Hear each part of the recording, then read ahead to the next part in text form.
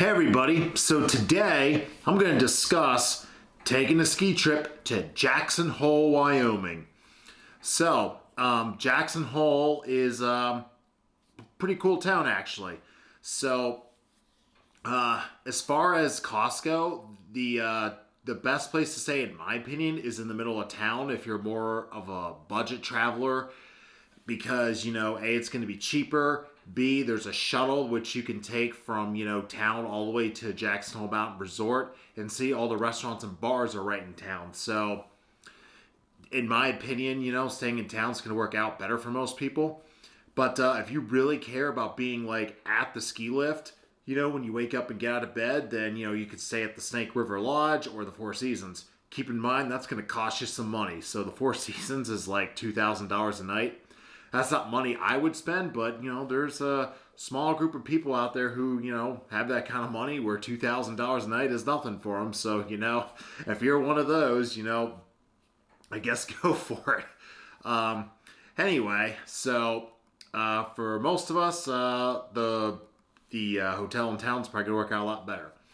Okay, so of course, skiing in Jackson Hole, I think you can buy like a Jackson Hole ski pass, which only works for that mountain. But if you don't live there, then the better option probably would be the Icon Pass, where you can get like I think 5 to 7 days to ski there. So I have the one that was for 5 days. I had like the base package where I had some blackout dates, which was just basically holidays like Martin Luther King Day and President's Day, and the last week of the year. So. And 5 days of skiing is a lot because if you ski Jackson Hole, believe me, your legs are going to be burned because Jackson Hole is one very steep mountain. It's a lot of fun. If you've got some skill at skiing, you're going to love Jackson Hole. It's a really cool mountain to ski. There's tons of different slopes you can ski on. The green circles are pretty flat, so if you're just doing some warm-ups, those are good for that. But you might get bored of those a little quickly. But, there's, blue squares, double blue squares, black diamonds, and double black diamonds. I can't ski black diamonds, but I can see standard black diamonds. So if you go to the top of the mountain, you take that main tram up all the way to the top. The line could be a little bit long to wait for it. But up there, you can get waffles at that Waffle House, and you can also get yourself like a cup of hot chocolate or something. And I always went up there to get hot chocolate because A, it was really cold up there, and B, it just warms me up for my ski ride all the way down the mountain. So you can jump off Corbett's Couloir if you want to take that risk and go off it or ski down it. I can't do either one of those. I went down the Rendezvous Bowl slope, which is, it's pretty steep, but it's a lot easier for the majority of skiers. I think like 99% of skiers go down Rendezvous Bowl. So can't always pronounce that name right. And then they go down, whatever slopes after that one connects to. So, that mountain, it's a huge mountain. There's a restaurant, I think, in the middle of it. I forget what the lift is called that takes you to that restaurant. I can't think of it from the top of my head, actually. But the main tram takes you up to the top of the mountain, and then there's like other lifts that take you to different types of slopes to ski. So I got the best of all the worlds and had a great time on the mountain. So now at nighttime after you're done skiing, there's all kinds of restaurants you can go to. There's Italian, there's pizza, there's Thai food, there's Japanese food. There's a steakhouse, there's just all kinds of stuff.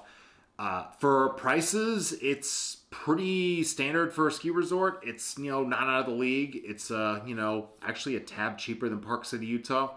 Hotels are a lot cheaper than Park City, Utah. So I stayed in Park City, Utah at the end of January, and boy, it was a lot more expensive than Jackson Hole. So now after you're done eating, if you want to hang out with some friends at a bar, there's a place called the Cowboy Bar. So the Cowboy Bar, there's a cover charge of $15, which is kind of a lot, but it is what it is. You're in a ski resort, so if you're out having a good time, you might just want to pay just to get the experience. Then you go inside and just get yourself some beer and hang out with some friends and just enjoy the music and have a good time. So there's that after you eat your meal, and then when you go back. You just go to sleep and either go skiing the next day, or you pack your bags and go to the airport, depending what your schedule's like, or if you're just doing something else, not skiing that day. So now as far as transportation goes, I mentioned the bus, which is $3 per way from town to the resort. That's not horrible considering the resort charges, I think, like $30 to park, unless there's like some other deal. And then there are Ubers too. So if you have to go to the airport, there is Uber around. So if you have your American Express Platinum Uber credits to burn, it's a good place to do it. That's what I did with mine. Saved them for that because I'd rather use it for, a ride I need rather than just trying to do Uber Eats. And of course, any money you spend after your Uber credits from American Express, I personally use Capital One Saver One to get the 10% cash back. So that's right now the go-to card, in my opinion, until November 2024.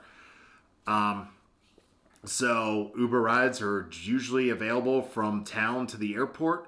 So the only time I took it was to the airport to town, and from town to the airport.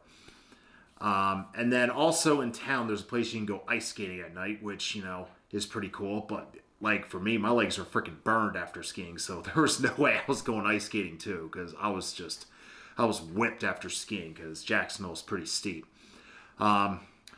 Anyway, yeah, so I just wanted to do a basic review of, going to Jackson Hole, staying in the town, skiing there, and with my opinion, which is I loved it. I think it's a great experience if you're a skier like me. I definitely think you should check it out, as it's not too expensive for a ski resort. You will get your money's worth, and it's just like, depending where you live, it could be a little more difficult to get to. If you live at like one of the big hubs, the airlines, you get a direct flight there. But if you're coming from airports, such as like Philadelphia or let me think of another one.